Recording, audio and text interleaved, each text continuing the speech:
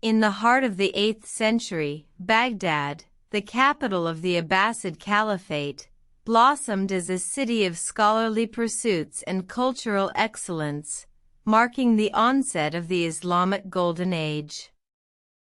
The city's transformation began under the rule of Caliph Al-Mansur, who rebuilt the city on the banks of the Tigris River and established the House of Wisdom, a center for learning and scientific inquiry.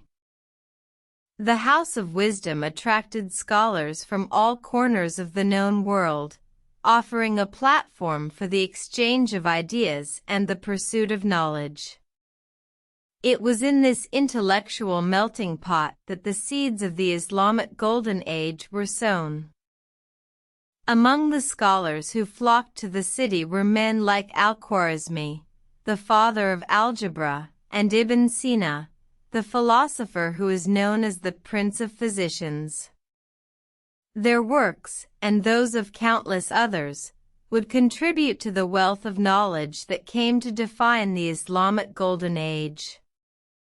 The city's cultural and intellectual renaissance was not without its challenges, however.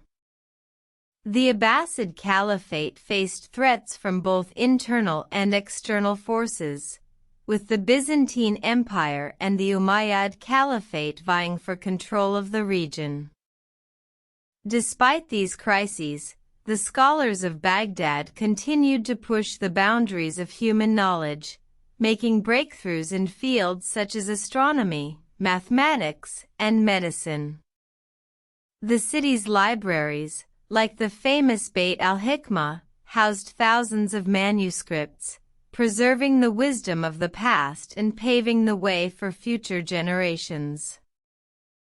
The legacy of the Islamic Golden Age in Baghdad continues to resonate today, with its impact felt in every corner of the world.